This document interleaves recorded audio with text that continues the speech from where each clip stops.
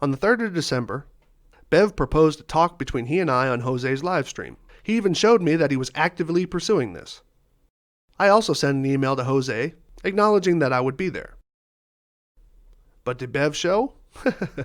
No. But Emma did, to express her disapproval of my comments regarding her Discord server.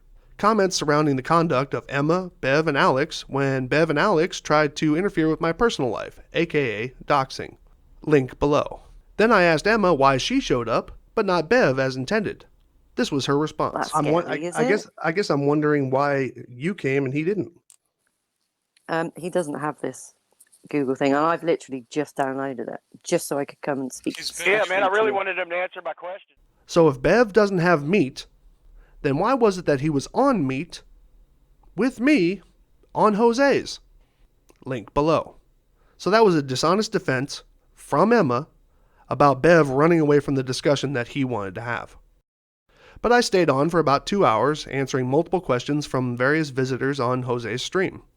Be sure you go to Jose's and watch the entire stream, link below. And then of course, like, subscribe, and comment, and even join Jose's channel.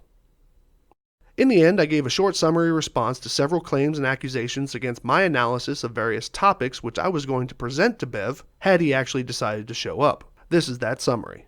So let me just close out with a couple of things because I do need to get going.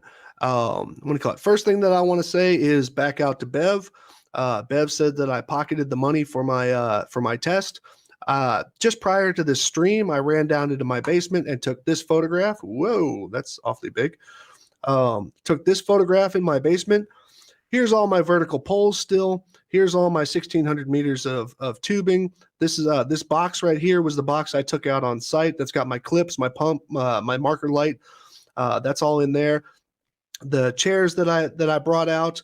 This is a thing that I used. Oh my God, it almost hurts to look at it. This is what I used to coil the tubes back up. Back behind here, you can't see it in this picture, I'm sorry, is the rolling measuring thing that I have, that measuring wheel that I have. So yeah, I still have all my stuff. Thank you. And the camera is over in the living room right now. Like I said, I ended up with that. Thank you, Flat Earthers, for shutting down my for my fundraiser. Now, one other thing that I wanted to say here is, and then one other thing I wanted to say here, because I was hoping that Bev was going to show up, but apparently he's not. This right here is 2 lines. These are 2 straight lines. This is not meant to be. Okay, whatever that was. Sorry, it was a train as soon as I went to talk. Okay, well, these are 2 lines. These are not intended to be any kind of a trick. These are 2 straight lines. They are not zoomed in curves in any way. But the blue line is perpendicular to the purple line, or to the pink line here. They are perpendicular. Now, the question I was going to ask Bev, and I'm sure he's probably going to find some excuse for it, is what is the difference between it? What is the difference between a horizontal line and a tangent? Okay, a horizontal line and a tangent. Horizontal is perpendicular to... Rob, please stop interrupting, man. Yeah, he's getting old, man. Okay, so difference between a horizontal line and a tangent is the question. So basically you have a vertical line because horizontal is defined as being perpendicular to vertical. Now a tangent is also perpendicular to vertical going to the center of a circle or a sphere. Now, the only argument, if somebody's going to say tangents aren't real or whatever that whole argument is, the only difference is what's actually below it. Okay, whether it's a flat plane or whether it's a curved surface. But a tangent and a horizontal line are both 90 degrees from vertical. And the reason why they're both 90 degrees from the reason why they're both 90 degrees from vertical is because that is where all surveying comes from, is from vertical, not from horizontal. A bubble level gets its orientation because a bubble is trying to go up vertical. That's where that bubble comes in. The water level pipes, these are based on vertical measurements of the water. Okay, inside of an auto level, the optics inside of it sit on a pendulum to keep it level, even if it's off by a couple of degrees. as far as its physical orientation. That's what an auto level does. This actually cages it right down here, similar to caging a gyro in a plane without the gyro. Now, this is the laser level that I have. This is also the same laser level that Bev has. It also sits on a little pendulum based on vertical, not based on horizontal. It's hanging in there, so therefore it is based on vertical, not horizontal. Now, all you have to do, basically, that puts the whole situation into, okay, so are all vertical lines, meaning all vertical plumb lines, are they parallel? If they're parallel, then we have a flat Earth. If they're not parallel, we have a globe Earth, and that should be also measurable by a certain amount of angle. Well, myself and John Rollins on Twitter did that. We did it live during a live stream. These are the pictures. You can look at my Twitter channel. It's the pinned comment. And this is basically, we were using Saturn and Jupiter. I don't care what they are or how far away you think they are, or if they're planets or if they're just dots in the sky. Nevertheless, they are dots in the sky that both myself in Germany and John Rollins in the UK could see at the same time. So therefore, we both dropped a plumb line, and then and we measured the angle of Saturn and Jupiter from that plumb line on each one. We got the expected amount of difference in the plumb lines that we would expect for that distance, which was, I think, what was it? It's like 600 kilometers. I don't quote me on that. I don't have it off the top of my head, but nevertheless, I have all the measurements in that tweet. And then, so the answer then becomes, if parallel lines, or if plumb lines are not parallel, then horizontal is also not parallel with the ground. Horizontal is only parallel when you're looking at it at the horizontal, perpendicular to the device from you. That's the only time it's horizontal. Now, we can make the argument of whether or not that's true. Well, Bev did that in his own video on the on Twitter by showing that he had a level that was leveled out, perfectly level, and then he looked at it from the side, and the lines from the sides of the level converged above the horizon. That could be also done by, I did that with water bottles on top of that mountain that I was at in Donnersberg. I also did it with a mimic of, Jose, you remember I did this on your show? This was a mimic of Bev's three level water level, which means there is a level that is 2, 1, 5, and 7, and then 2 and 3, and then 5 and 6 are also 2 separate water levels. All those water levels, they point to a specific line, and that line turns out to be higher than Grosser Feldberg, which is 881 meters up, and I was at 520 meters. It was pointing above it. Now, even beyond that, you can actually have the discussion of, well, what does a level line do? Well, here's what I did. Now, unfortunately, I didn't prep this very much. I just took these pictures this afternoon. It's great having a garage because I still had this water level thing that I made months ago sitting in the garage. So I put water in it. I lined up all the levels with a laser level, the very same one that Bev has. And it's pretty simple to see that line will continue on. So making the argument that me extending this line is actually a false argument. This is me showing it on the wall, distant on the other side of my living room.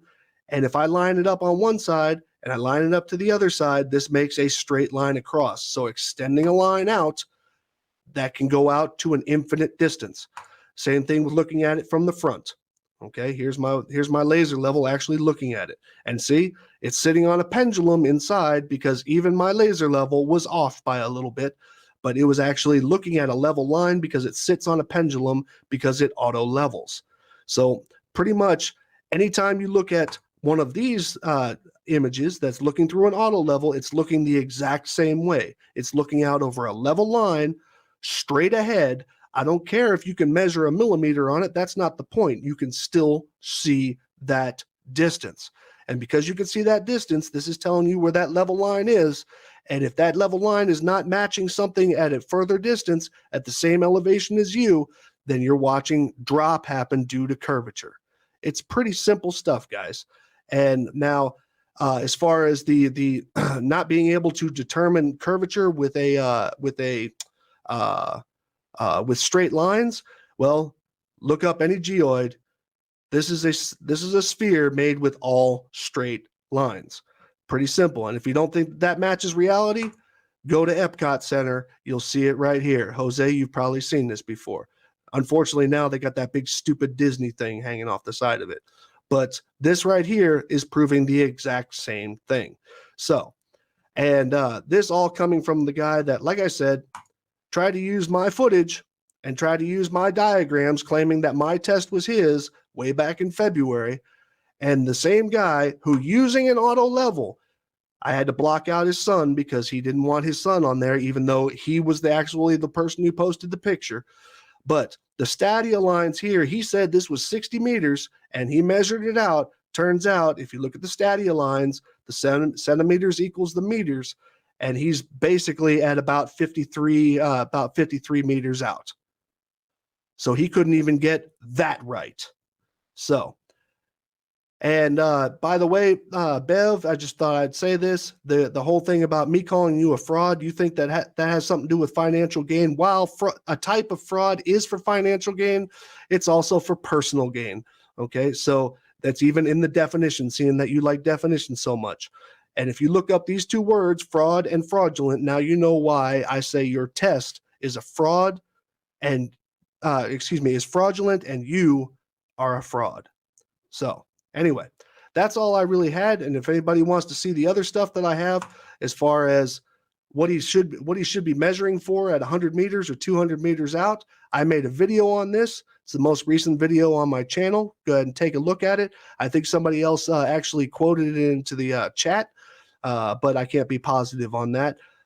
And it's basically nothing more than Bev decided that he was going to create a test that he was only going to measure between the 2 points. That is the one location, the very one location where he would get a level reading. So therefore, so he can call that his water level test, no matter where he did it, between this set, or whatever other set, if he measured it in the middle, then he will get a level reading. Therefore, he's trying to say that the earth is flat.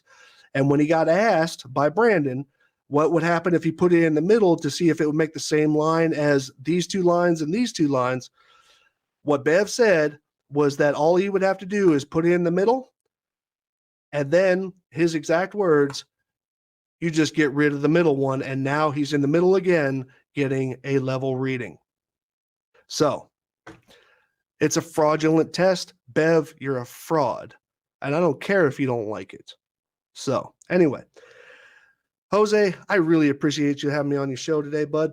And what do you call it? Taking in some of that Florida sunshine for me, because it's snowing over here. So Slice Arcane. Slice Arcane, thank you very much for coming. Yeah, I'm going to give a chance really quick. Big shout out to Brad Wagner for the super chat. He says, shout out to Sly. Thanks for checking stuff. Tell us how the horizon can't be a straight line. Boom. He's being sarcastic there, bro. Got all that? All right. Y'all have a nice boom.